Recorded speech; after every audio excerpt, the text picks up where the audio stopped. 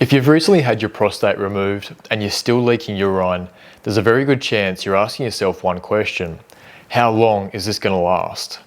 Maybe you're wearing pads every day.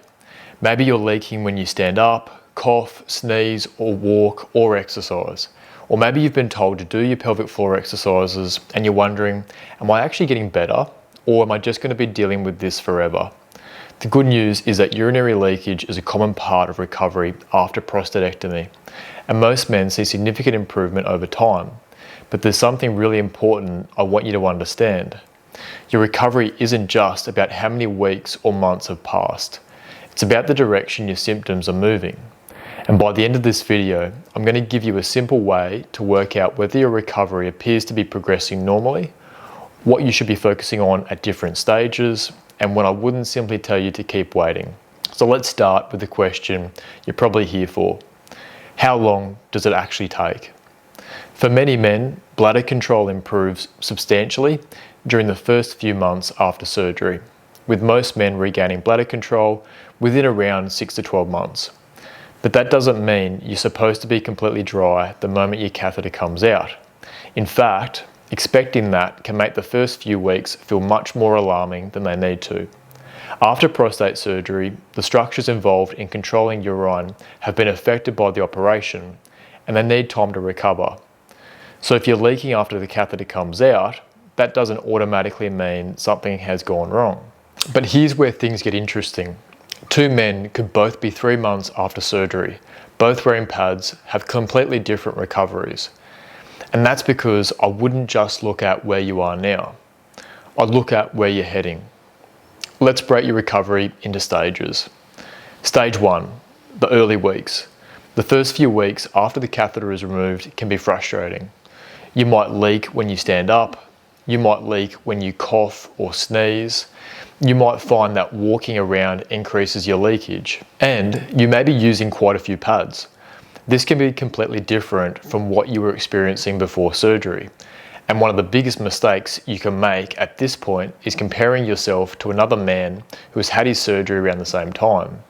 Because your recovery is influenced by a number of factors, including your individual surgery, your health, your pre-existing bladder function, and how your recovery progresses.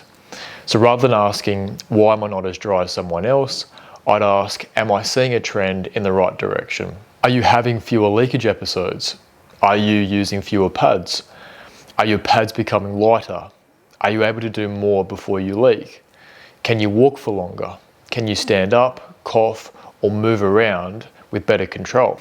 Those changes can tell you much more than simply looking at today's number. And this brings me to something I think is really important. Don't judge your recovery based on one bad day. You might have a good week and then suddenly have a day where your leakage is worse. Maybe you did more walking, maybe you exercised, maybe you didn't sleep well, maybe you drank more caffeine or alcohol. That doesn't necessarily mean you've gone backwards. Look at the trend over several days and weeks. Now let's talk about the pelvic floor. You've probably heard that you need to do pelvic floor exercises after prostatectomy, and that's for good reason. Pelvic floor muscle training is commonly recommended following radical prostatectomy and can help speed up the return of continence. But here's something I really want you to hear. Doing more pelvic floor exercises isn't automatically better. And this is a mistake I see people make with exercise in general. They think, I'm leaking, so I need to squeeze harder. Then, I'm still leaking, so I'll do even more. And suddenly, they're doing hundreds of contractions every day without really knowing whether they're performing them correctly or whether the exercises are appropriate for their stage of recovery. The goal isn't simply to have a pelvic floor that's constantly switched on. The pelvic floor needs to be able to contract when you need it to, but also relax. And if you're unsure whether you're doing the exercises correctly, or you're experiencing pain, worsening symptoms, or you're simply not seeing improvement, that's a good reason to get individual advice from a pelvic health professional. You don't have to figure this out by yourself. So what should you expect over the next few months? As you move through the first couple of months, I'd want to see your function gradually improving. That doesn't mean you need to be completely dry. It means the things that previously caused significant leakage may gradually become easier. You might notice that you can walk further without leaking. You might need fewer pads. You might have better control when standing up. You might start being able to exercise more comfortably. And these small changes matter, because recovery isn't necessarily leaking to no leaking. It can be a lot of leakage to less leakage, better control, fewer triggers, fewer pads, and eventually minimal or no leakage. That progression is important. Now let's talk about the 3 to 6 month period. This is where I want you to pay particularly close attention to your trajectory.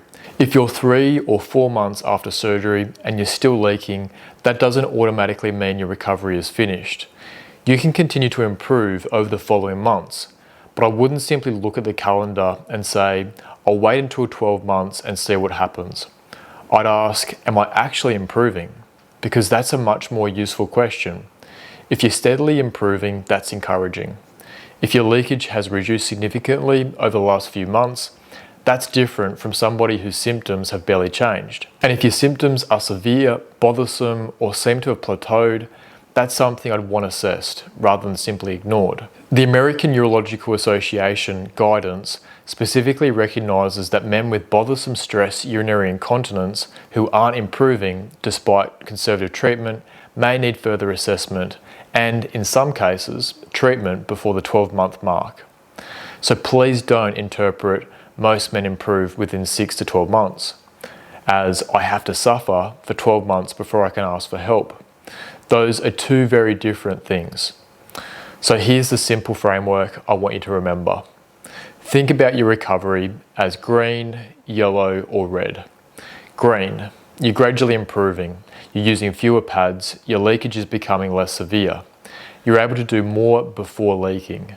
You're moving in the right direction.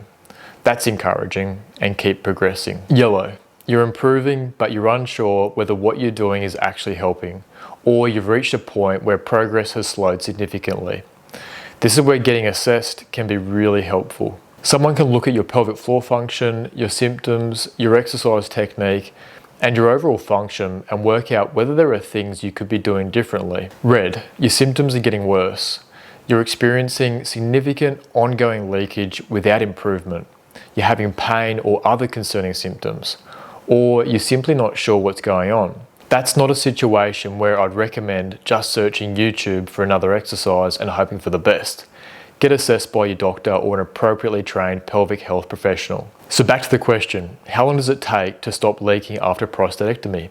For many men, bladder control improves substantially over the first few months, and most men regain bladder control within around 6 to 12 months. But there isn't one magic date when everyone suddenly becomes continent. Your recovery is individual, and the most useful thing you can do is monitor the trend. Don't just ask, how many pads am I using today? Ask, am I doing better than I was a few weeks ago? That question gives you much more useful information. And remember, pelvic floor training can be an important part of recovery, but it's not about simply doing as many contractions as possible. It's about doing the right thing at the right time and progressing your function as your recovery allows. And if you're struggling, you don't need to wait until you've reached some arbitrary deadline before getting help. If you've recently had a prostatectomy and you're trying to work out what you should be actually doing during your recovery, I've created a free community called the Prostatectomy Recovery Project.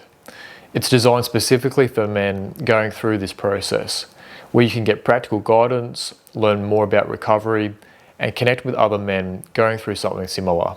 I'll put the link in the description. And if you're watching this because you're worried that your recovery isn't going the way it should, don't panic. Recovery takes time. Look at the trend, not just one bad day. And if you're not progressing, get the right help rather than just simply waiting it out. I'll see you in the next video.